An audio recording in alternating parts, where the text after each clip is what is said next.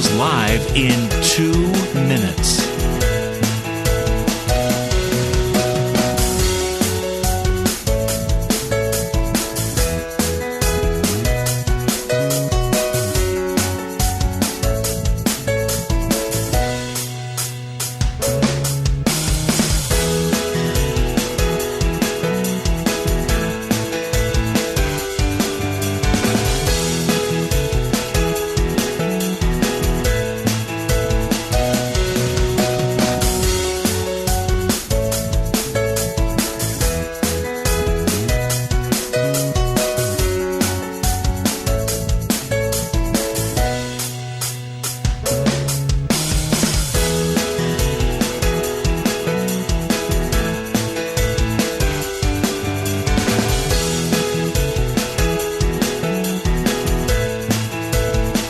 Lynn Cullen live in 1 minute.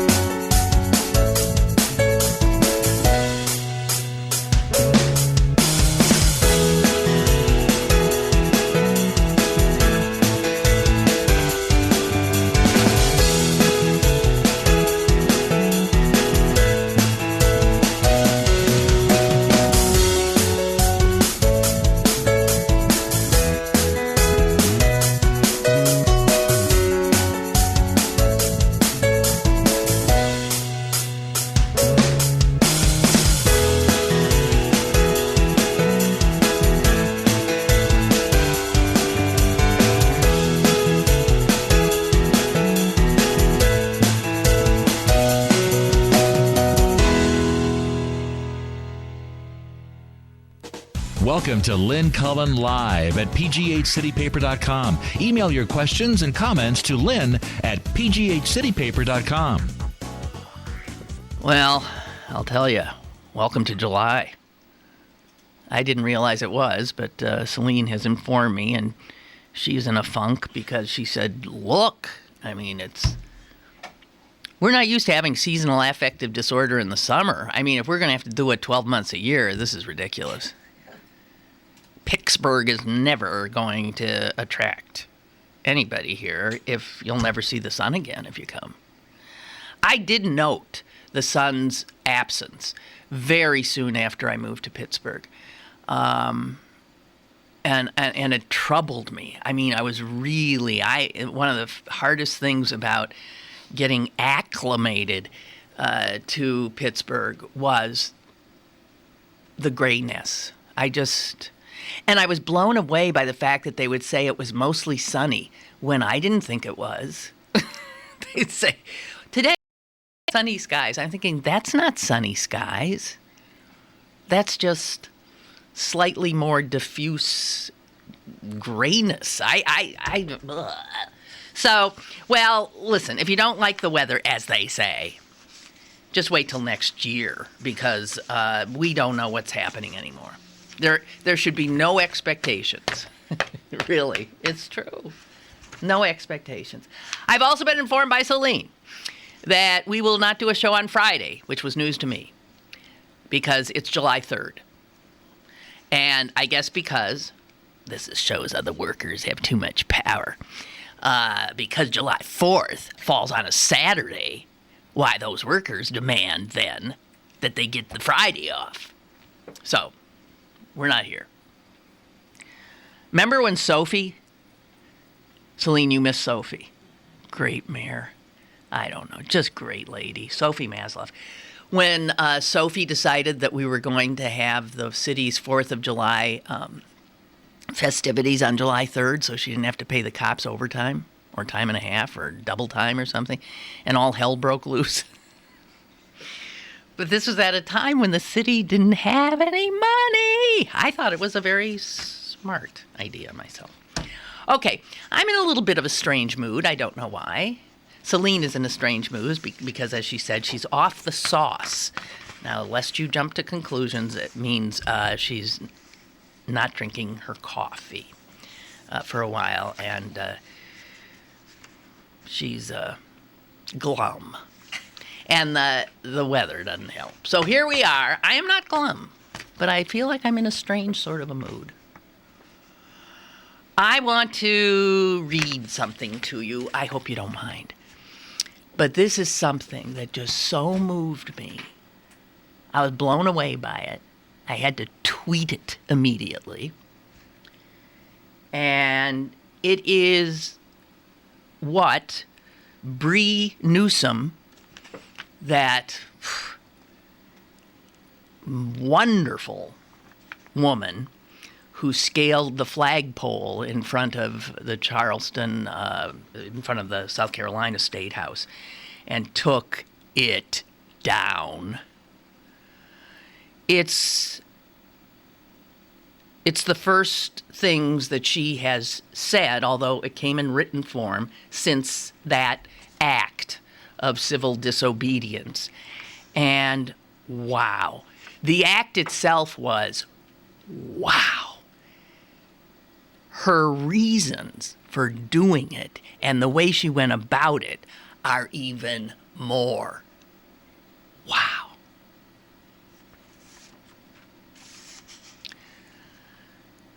I ain't going to read it all. I'm going to read. I did it because I am free. And I'm going to make a little edit here. The emblem of the Confederacy, the stars and bars, in all its manifestations, has long been the most recognizable banner of this political ideology. It's the banner of racial intimidation and fear, whose popularity experiences an uptick whenever Black Americans appear to be making gains economically and politically in this country. So earlier this week, I gathered with a small group of concerned citizens, both Black and white, who represented various walks of life, spiritual beliefs, gender identities, and sexual orientations. Like millions of others in America and around the world, including South Carolina Governor Nikki Haley and President Barack Obama, we felt and still feel that the Confederate battle flag in South Carolina, hung in 1962 at the height of the civil rights movement, must come down. Of course, we are not the first to demand the flag's removal. Civil rights groups in South Carolina and nationwide have been calling for the flag's removal since the moment it was raised, and I acknowledge their efforts in working to remove the flag over the years via the legislative process. We discussed it and decided to remove the flag immediately, both as an act of civil disobedience and as a demonstration of the power people have when we work together. Achieving this would require many roles, including someone who must volunteer to scale the pole and remove the flag. It was decided that this role should go to a Black woman, and that a white man should be the one to help her over the fence as a sign that our alliance transcended both racial and gender divides. We made this decision because for us, this is not simply about a flag, but rather it is about abolishing the spirit of hatred and oppression in all its forms. I removed the flag not only in defiance of those who enslaved my ancestors, but also in defiance of the oppression that continues against Black people globally in 2015, including the ongoing ethnic cleansing in the Dominican Republic, which we have not talked about. I did it in solidarity with the South African students who toppled a statue of the white supremacist colonialist Cecil Rhodes. I did it for all the fierce Black women on the front lines of the movement and for all the little Black girls who are watching us. I did it because I am free. To all those who might label me an outside agitator, I say to you that humanitarianism has no borders. I am a global citizen. My prayers are with the poor, the afflicted and the oppressed everywhere in the world, as Christ instructs. If this act of disobedience can also serve as a symbol of other people's struggles against oppression, or as a symbol of victory over fear and hate, then I know all the more that I did the right thing.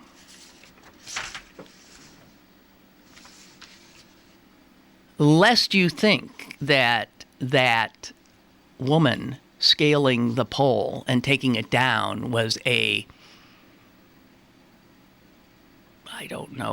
seeker of attention, you figured wrong. This is an extraordinarily thoughtful, careful,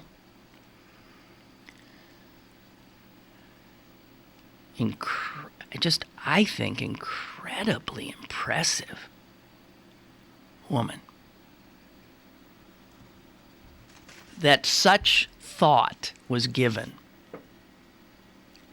Who should help the black woman over the fence?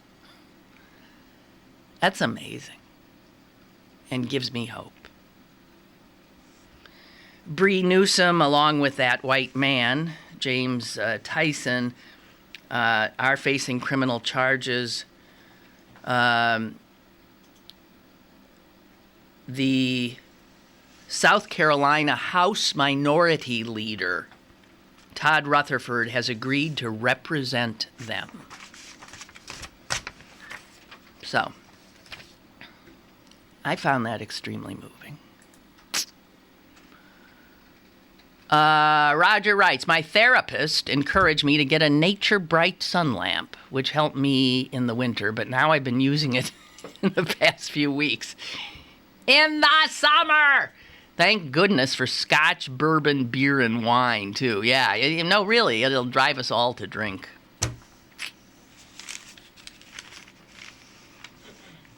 My.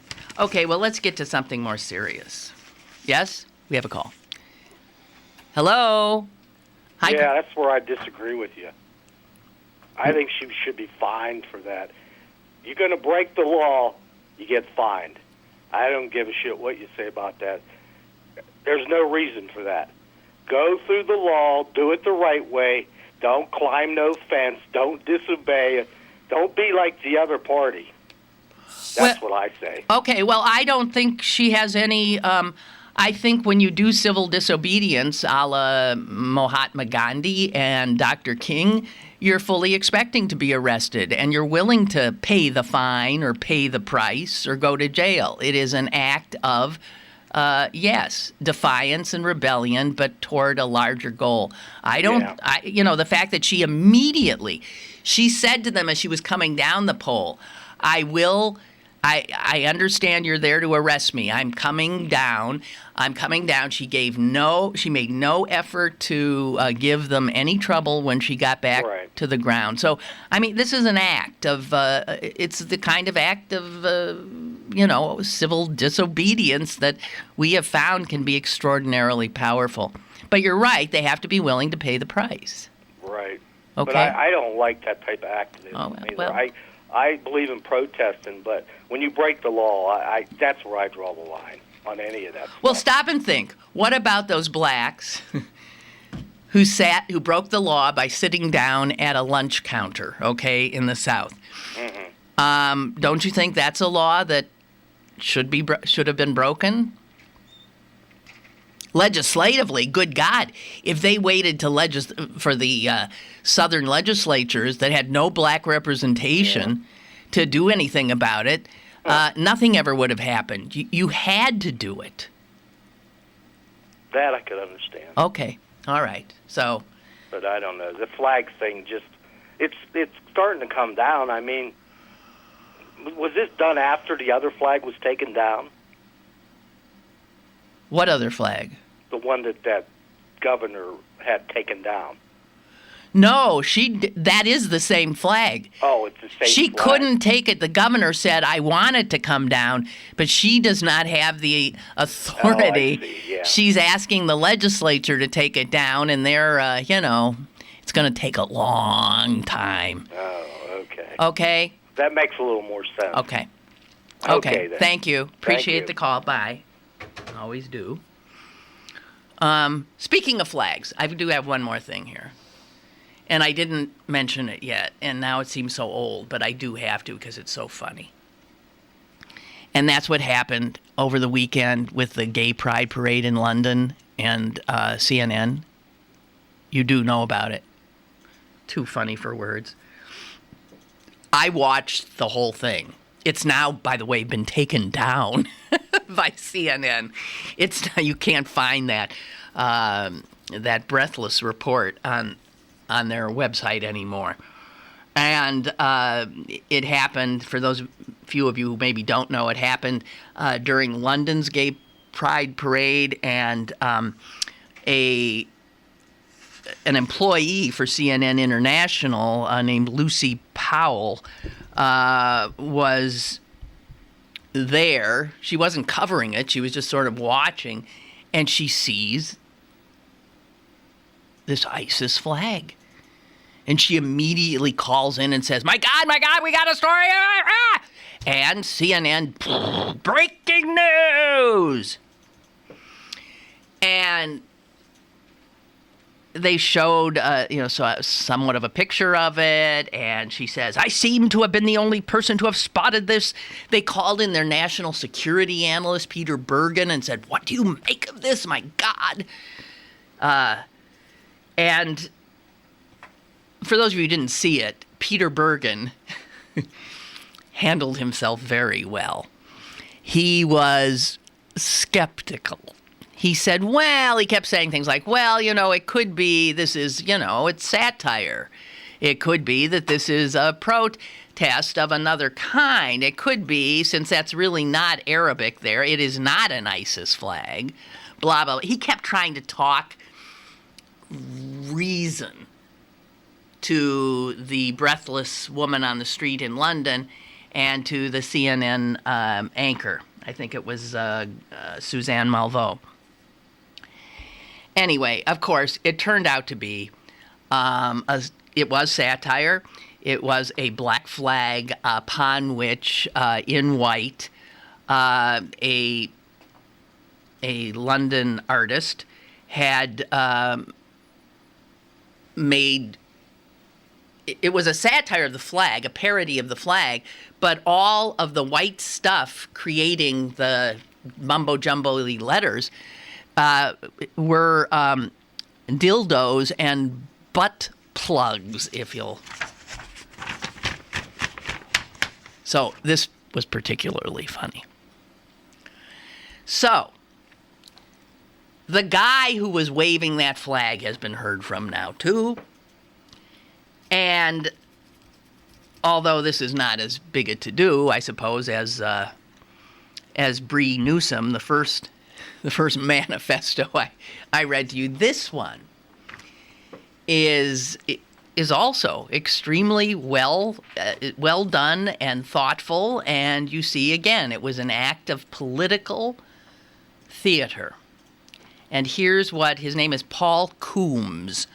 Here's what Paul Coombs, who, by the way, describes himself as a collagist, so he's an artist, but also as a multimedia dildo obsessive. Oh, God. Here's where I love the world. I just love the world because it's made up of so many humans, and so many of them are creative and bright and outrageous and interesting, and I love it. Neither Bree Newsome or Paul Coombs is what you'd call white bread. Okay, so here's what he said. Medieval ideologies and barbarism were being spread and recorded through that most modern of expression, social media, with that flag ever present.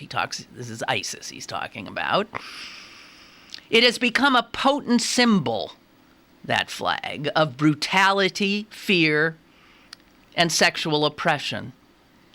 If I wanted to try to stimulate a dialogue about the ridiculousness of this ideology, the flag was key. The Pride Festival is a pure celebration of the finest aspects of humanity, of tolerance, togetherness, acceptance, and liberation, the polar opposite of what ISIS stands for. If there was anywhere where my flag had a voice, it was there at that Pride festival. CNN correspondent Lucy Powell described my flag as a very bad mimicry. But the only bad mimicry I could see was CNN's impression of a reputable news organization. What does this say about every other report that they broadcast? And why have they not mentioned it since? Okay. Now see, both those, Bree Newsome and this guy, are those not, I mean, they're both have to do with flags. Both have to do with flags of oppression. Both used an artistic sensibility and a political sensibility to make statements which, in the one case, led to hilarity, and in the other to a true outpouring of respect for Bree Newsome, who, correct me if I'm wrong, have you seen her on TV? No. She's no media hound. She doesn't want this to be about her. She is very special. Margaret's saying, have her on the show. She wouldn't be on the show. I can tell you right now. And if she's going to be on a show, it ain't mine. But this is remarkable in this day and age. She must have every network, every reporter, print and otherwise, on her tail now to get more from her. And I suspect at some point she is going to talk to somebody. What I read to you, she released that. She posted it to Blue Nation Review. And I've not heard of that before, so I'm not sure what that is. But so she wasn't interviewed, she just put it on Blue Nation Review's website. Whatever. Impressive. Now, her mention of ethnic cleansing or racial, what specifically did she say? She said, I did it in solidarity with ongoing ethnic cleansing in the Dominican Republic. I must say that I've been remiss in not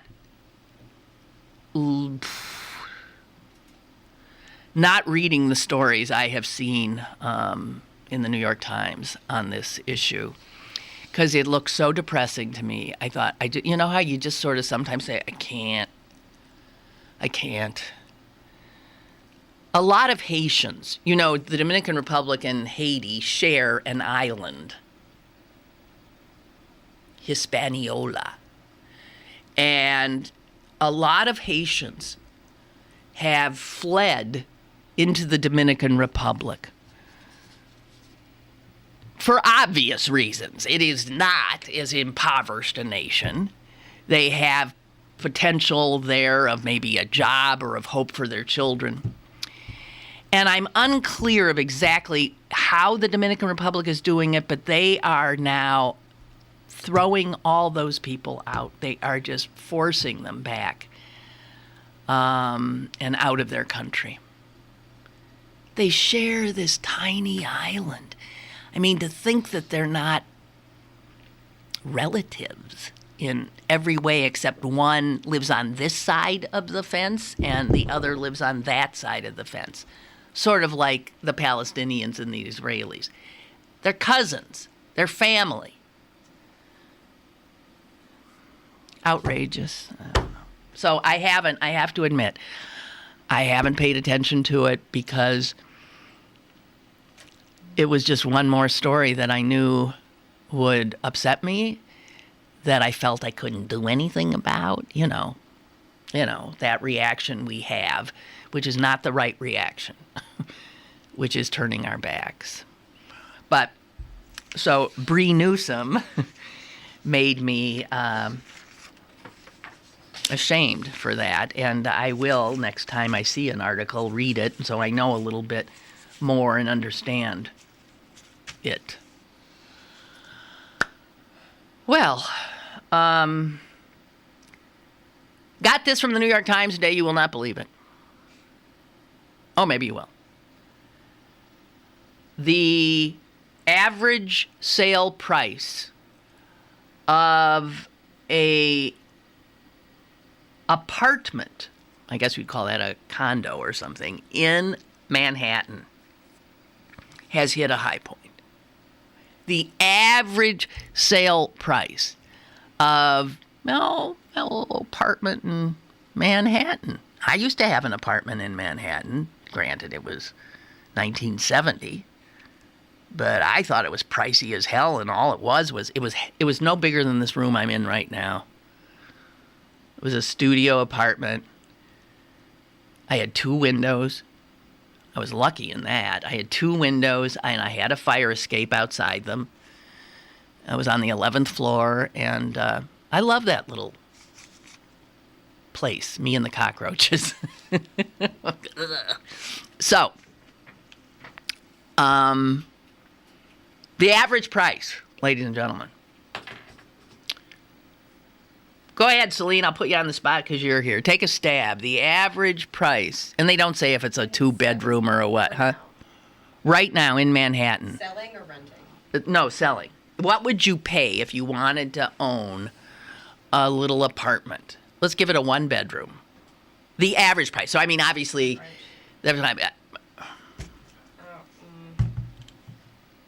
Right. Go for it. $500,000? Did you say 500,000? Okay, you ready? No. 1.87 million. It's almost $2 million, the average price. Now, Manhattan is turning into, I mean, it ain't what it was when I lived there, which was a mix of human beings. It's no mix anymore. I mean, if the average price of an apartment is like almost $2 million, then all you got living there are assholes.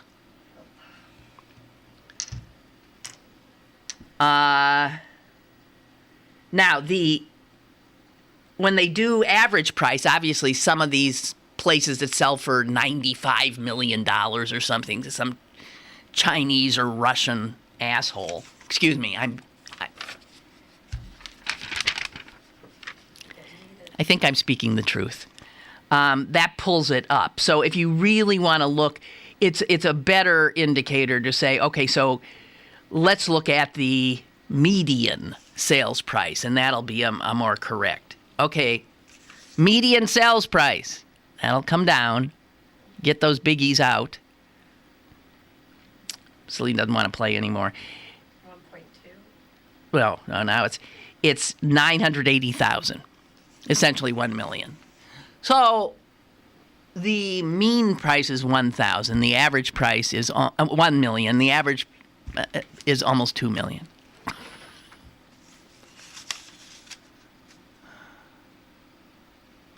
When I went to New York, I did so without my parents' blessing. And I was a college dropout. I was sort of, I had enrolled. I was going to go to theater school, acting school. But I had no place to stay. I went to New York with no place to stay. And a kind woman did take me in, who herself was a Broadway actress, until I found a place. And I had a little money that I had inherited from my grandmother. Not a lot, but enough that I thought I'll use that money. But I had to really be careful because it wasn't that much. And I happened to call my parents to tell them that I was looking. And my father said, well, Of course, you want to find a place where you will be secure. You will need a place with a doorman and 24-hour security. I said, Dad, I can't afford that. Are you kidding me? I ain't going to have any doorman. So he got so worried about that I would be killed. And it was when Manhattan was a scary place, supposedly, although I walked all over by myself and nothing ever happened to me. And then he insisted that he would help me pay. So I did find a doorman who was drunk and half asleep every time I walked into the building. But yeah, it was a doorman, and I couldn't have afforded it. It was a nice location, but definitely my apartment clearly had been a closet of a very rich person's huge, huge, huge apartment. It had been a closet.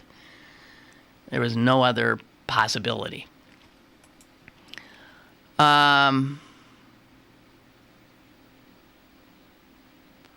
Laura found the CNN. You found the video. And she found it at the dailymail.co.uk. She found it in a British, because CNN has taken it down. And in it, she says the English reporter uses the word gobbledygook. And that's when she was she said, she recognized that whatever that was, it wasn't Arabic. It appears to be gobbledygook. I'm surprised that actually Scalia didn't use the word gobbledygook in one of his opinions this week. By the way, check out The Daily Show, Jon Stewart's Takedown. It's brilliant of Anton and Scalia, and in fact of the court. Just brilliant. Brilliant. It would have aired Monday, I would think. Monday. Check it out. It's brilliant. I mean, I'm in awe. Okay. I came upon an unusual little thing today that sort of blew my mind, and that is the U.S. Chamber of Commerce. This is an organization I love to hate. They are on the wrong side of absolutely everything. These are the representatives of rapacious, inhumane capitalism. I give you the U.S. Chamber of Commerce. Well, it turns out, and it was such a long article that I didn't get it, but it turns out that the U.S. Chamber of Commerce is the number one lobbyist worldwide.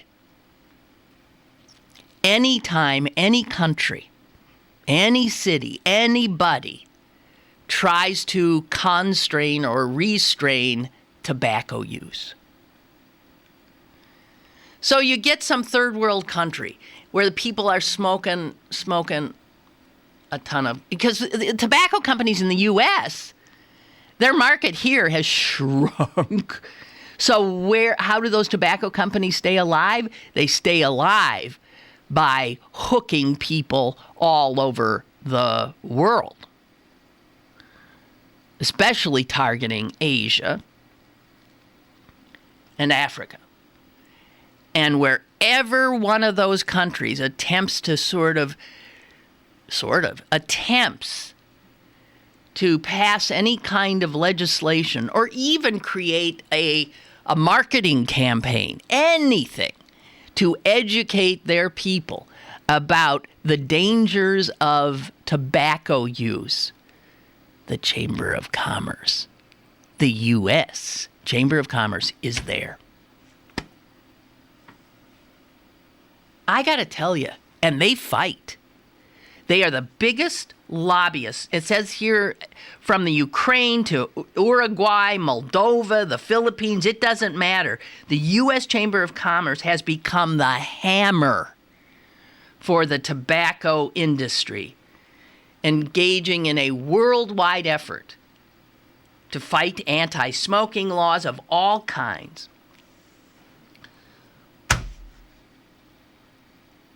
I got to tell you, when you see a business and they're proudly saying, they have little decals, right? Member of the U.S. Chamber of Commerce. I really think I think this needs to be publicized more. And I think the Chamber of Commerce needs to be shamed and people paying dues to it. What a nasty, cynical, despicable operation. Spending God knows how much money to prevent people from being educated about dangers to their health and to keep this killer, this cancer and heart disease enabler. I forgot where that sentence started. I can't remember what the subject was. I mean, I know the general subject. I just know the subject of the, whatever. But this is the U.S. Chamber of Commerce representing American business. It ain't pretty. It's ugly. And in fact, it's murderous. And they are treated with respect? Yeah. Oh, well, yes, he's the president of the U.S. Chamber of Commerce. That is a powerful person. Didn't you used to wonder, how could you work for, like, the tobacco companies once it was known what that product did?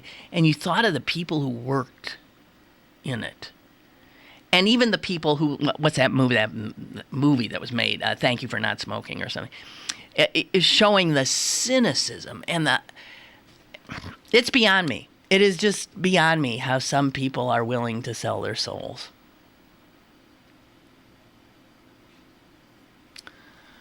All right. Why do I feel like nobody's there today? Is that just me?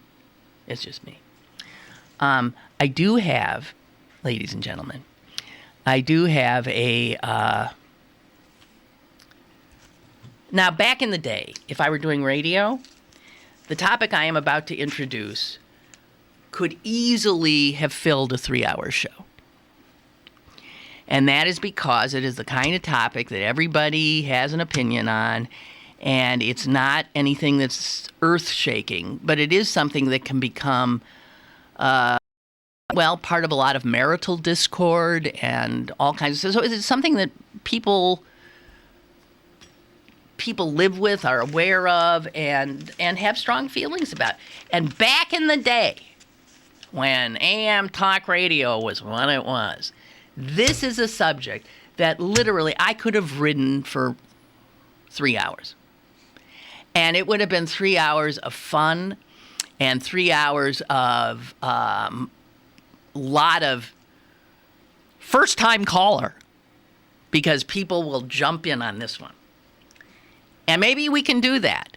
I'll be lucky if it takes me to the end of the hour here, and it won't, because it requires what I don't have here that I had on radio was a much larger live audience. Most people listen to this show not from 10 a.m. to 11 a.m., which is what it is right now, but listen later. The vast majority listen later. So those of you who are listening now are part of a really pretty small little group, but you're important because you constitute the group of potential callers. I mean, you can't call a podcast after I'm gone. You can't call when it's a done deal and out there. So that's why this, I don't think, it's too bad. This is why these topics can't work as well. Anyway, it's from the Wall Street Journal, and it is headlined, "You're Doing This All Wrong." And it is about filling the dishwasher.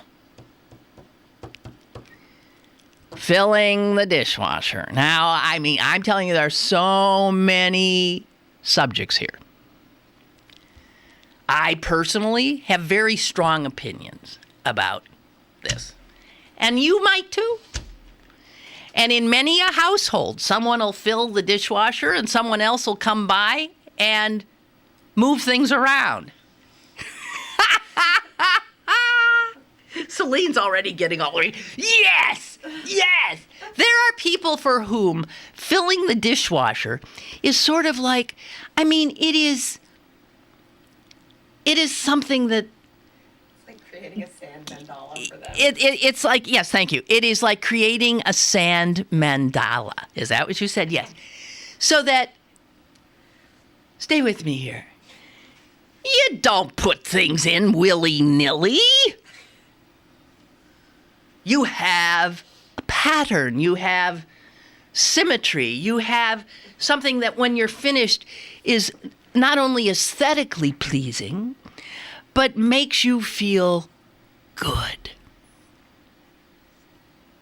I mean, seriously, makes you feel good.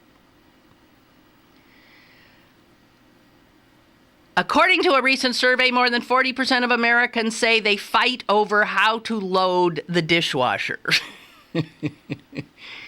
When I go to my mom's, I think, why does she put the plates in backwards? What difference does it make, really? I mean, you put the plate facing this way or you put the plate facing that way?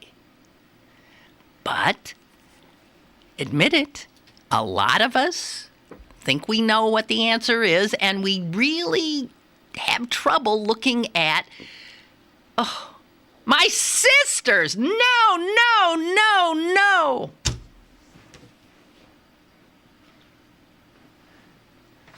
My son is helpful in the house, and he's been known to load and unload the dishwasher. Oh, my God. I don't mind him unloading, but geez. And I don't want to discourage him from loading. But I have to admit that after his back is turned, I take things out, I rinse them a little bit, I put them back in. Turns out, according to this article, I am in the wrong on rinsing. I've been sticking things in dishwashers for 50 years, 60 years, I don't know. I've always rinsed. They're practically clean by the time I put them in. I figure that when I put them in, what they're going to get is sort of sterilized. Because I can't withstand the hot water that the dishwasher is going to subject these dishes to. So I do a lot of the dirty work and then put it in. It also doesn't give me any pleasure to put stuff with caked on food on it because, again, aesthetically, it just turns out, according to this article, that all the dishwasher manufacturers and the soap manufacturers like Cascade specifically says, no, it says, don't pre-wash, no. I was shocked by that. So I'll tell you what I'm going to do, Cascade. I'll try tonight, when I load the dishwasher, I am not going to rinse. I am going to, take plate. They do say to knock off big hunks of stuff. But otherwise, just stick those babies in. I personally don't trust that this device is going to clean as well as me. But it says that there are enzymes in the detergent that are specifically, that more research was done on this than you can imagine, that are designed, those enzymes, to attach themselves to food particles. You have no idea what's going on once you press start. Jeez! There's little enzymes that are looking around, they're going around and they're looking for food to latch onto and kill. And apparently, according to Cascade, if you've taken the food off, what are the enzymes supposed to do? Now, they don't suggest that I think then the enzymes do damage, but I guess maybe they just get depressed. I don't know. Don't wash anything. It says right here, put everything in the dishwasher. That's from a Whirlpool guy. Says, if you're interested in saving water, what are you doing? Put more water, rinsing them off, and then putting... Yeah, I'm getting my first call on this important issue here. Hello, caller. Hey, man, it's Mike from D.C. Hey, Mike. Sorry to call 2 days in a row. That's okay. I didn't believe the stuff about you can put dirty dishes in there either until I went to a friend's house and actually saw it happen. So they So I've been doing it that way pretty much for about a year. And it works? Yeah. Wait a minute. Sometimes they'll come out and there'll still be something on it. Rarely. Like maybe one plate there was something I had to throw it back in again. Wait a minute. I'll tell you what wouldn't come off. How about a cheese omelet that's been off. That's been left to sit? They did research. The only thing that doesn't come off is oatmeal. If you make your oatmeal in the morning and you put it in there, you can put it in there for 30 times. They can't get oatmeal off. And I read an article that said they can't even try to solve that problem. You can put a whole cake in there, and it'll come out clean. Literally anything. Then I got a lousy dishwasher. It's true. If it's a really old one. No, it's not, but I just don't think it will. I mean, it's stuff like on forks, something in between the tines, a piece of whatever, something sticky. So every once in a while I'll take a fork out and there'll still be some residue on it. I just throw it back in again and the next time it's fine.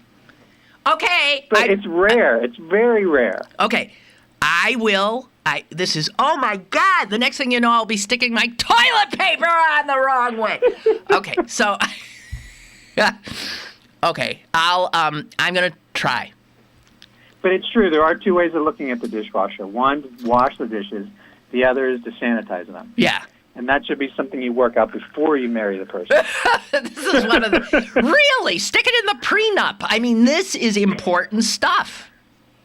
And the only reason I put it in the right way, in quotation marks, is because I want to get as many dishes in there as possible. Yes. And if you put them in all willy-nilly, you're doing twice as many times. That's right.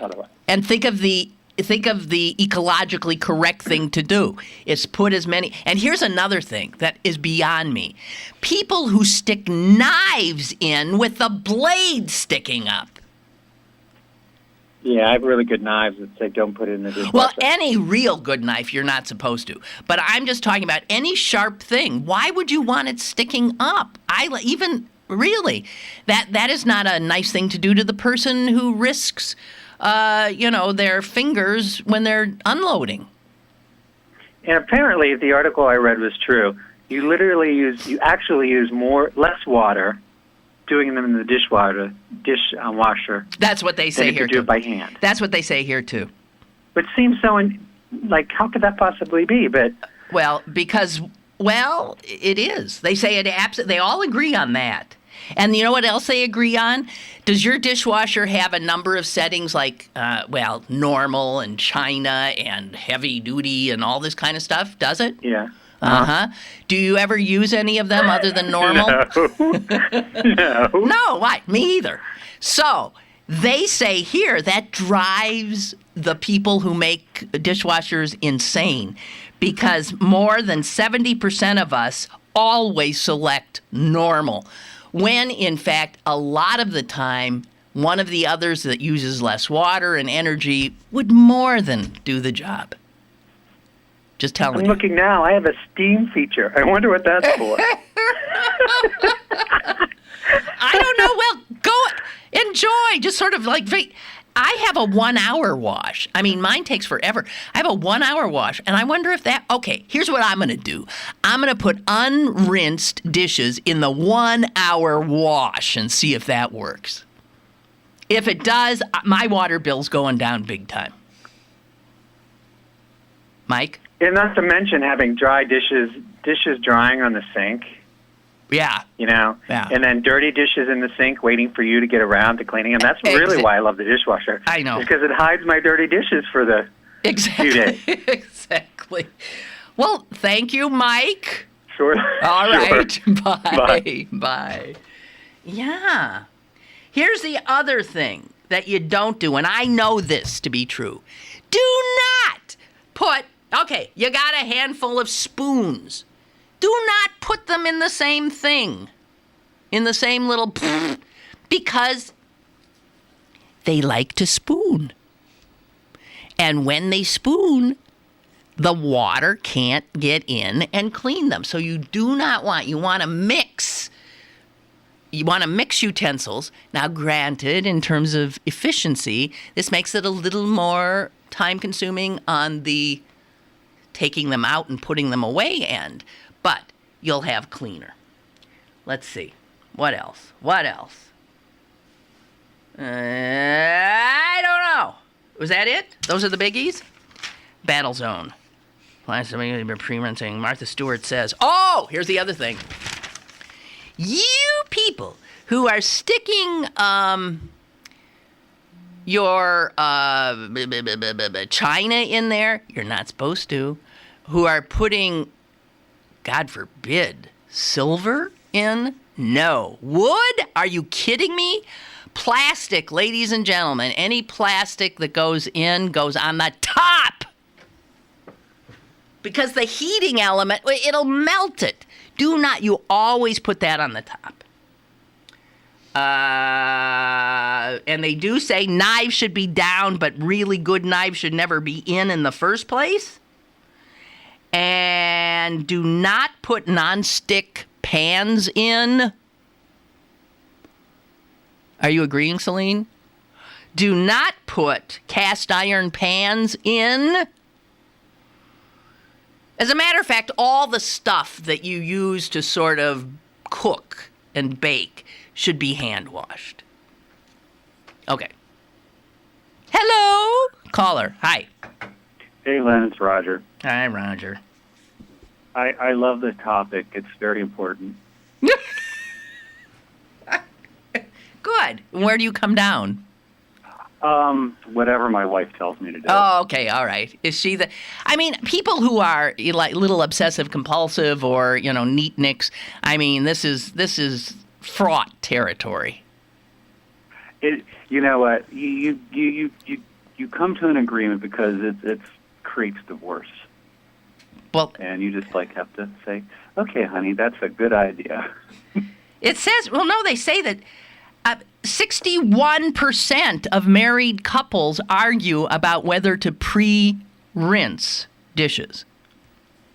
Here's the thing. You have to pre-rinse oatmeal or get it off because I think I'm going to pour my sidewalks with oatmeal next time. It's that bad. But no, I do what my wife says because it gets, she's usually right. I'm usually wrong. Uh-huh. And we successfully put together IKEA furniture with no problems too. So maybe oh that's my something about our relationship. God! Well, you're gonna wow. You do? That's impressive. Oh yeah. That's We got impressive. it down pat. When we have friends, I got the crap from IKEA. The instructions are horrible. So we'll be right over and zip zap zoom. We're done. That's amazing. Well, that's a good Yeah. marriage, and you should be proud of yourself. Oh, and the other thing, toilet paper, it's got to go over. I really don't care, but it does matter in my household. Yes, it does have to go There's over. a whole all-in-the-family thing between Archie Bunker and Meathead on that one. I'll tell you how this nailed it for me. When they started doing patterned toilet paper, it's quite clear that in order to see the pattern, it has to go over. It's over, not under. Thank you, Roger. You're welcome. Hey, again, we need more topics like this. I agree. It's much more palatable. Yeah, I agree. Goodbye. Bye. Bye. Okay, I have been sent an open letter to Cascade from Kristen. Dear Cascade, I have tried to follow your advice numerous times to no avail. There is no way on this earth that I can load a dishwasher without rinsing. It's impossible for me. My husband, on the other hand, will load without rinsing and rearrange the dishes and glasses so as to follow the perfect feng shui of dishwasher loading. I have now relinquished this job, therefore making my life easier, so thank you for your advice. Sincerely, all washed up. Great, Kristen. Great. Okay, what do we have? We have Denise. Lynn, I tried not washing the dishes before putting them in. I end up having to clean them again. See, and it's tougher because food is glued then onto it. It's sort of like with clothes. I mean, if you don't get a stain the first time and then you stick in the dryer and then you try, it's over. It's done. And it's tougher, writes Denise, because, it takes hand washing 2 hours of letting the machine run and then unloading. I only use it when I have company or once a month or so just to justify it taking up the space. A big family might appreciate it even with the pre-wash. It's a waste of time for me. You know, if you are a single or even two, not really necessary, it's true. But one of the things my son said whenever he is home, because his apartment doesn't have a dishwasher, one of the things that he loves about being home is the dishwasher. Oh, man, the dishwasher. So, I have had one forever. All right, is that it? Did we do it? Is that the dishwasher? Is that? We didn't even do 15 minutes.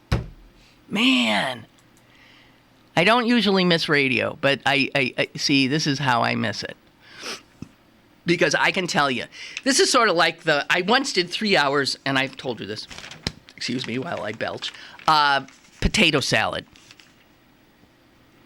Boy, do people feel. And it was probably right around now, because it was 4th of July. We're talking about what you make. Potato salad. It got ugly. I mean, it got ugly. There were people, phones were lit. We had 5 phone lines. It was lit. The minute someone got off, it lit up again. It was like 3 hours of unbelievable. What should go in a potato salad? What should never go in a potato salad? We did an hour. I exaggerate only slightly. I mean, one of the hottest things was Miracle Whip or mayo. Oh, my God. There are people who swear by Miracle Whip. There are people who, like you say, Miracle Whip, and they go insane. Mustard. There's another one. Ooh, onions, olives, crunchy things like celery. Oh, my God. I'm trying. It was just the kind of potato. People have very, very strongly held feelings about things like this. It's true. Even more so than some of the stuff we argue about on the political side, like toilet paper. What are some of the other ones? Toilet paper and certain recipes. I don't know. But this dishwasher thing. Shoes? And in the house, not in the house. Shoes in the house or not? I grew up in a shoes-off house. Oh, my God. Celine grew up in a shoes-off house. So, what are you, Japanese or something?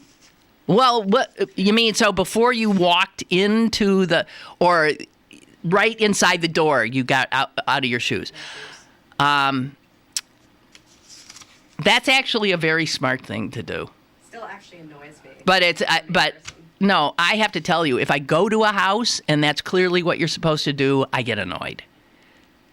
Because, hey, maybe I'm wearing socks with a hole in them. I did not know I was going to be, you know what I mean? I mean, it makes me nervous. Because I got my shoes on for a reason. And to have to shed some of the clothing you put on to go out in the first place in order to gain entry into the place you've gone to is can be unsettling for some. But it would be a cleaner house, without a doubt. Also more comfy. Well, I walk in the house with my shoes, and then I kick my shoes off in the house. The odds that you will trip over my shoes in any room in the house, pretty high. Pretty high. So that makes sense. Okay. I think that's it. I don't have anything else. God, and we've got another day. I got Thursday yet. Is there something? Oh, Cuba.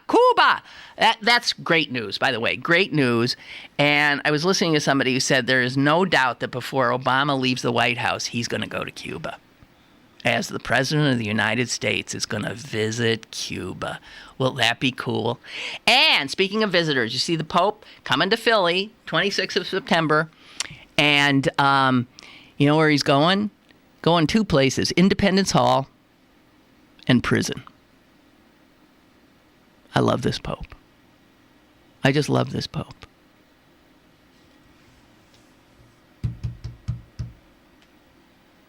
I worry about him. And I bet this Pope thinks that toilet paper goes over because he, generally speaking, is a right-thinking guy. It's true. Okay, it's almost there, and I think I'm pretty much done. I think I am.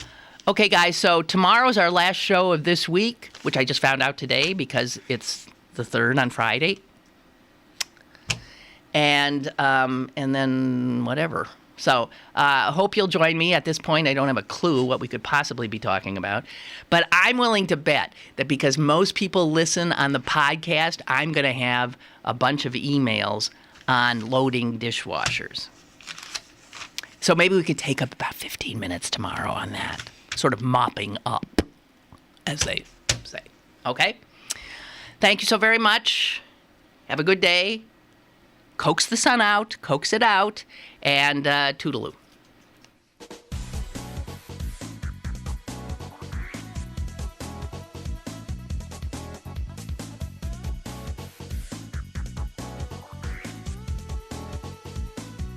Lynn Cullen Live, Monday through Friday from 10 a.m. to 11 a.m. and archived at pghcitypaper.com. The opinions expressed on Lynn Cullen Live are those of the host and do not necessarily reflect the viewpoints of Pittsburgh City Paper, Steel City Media, and its advertisers.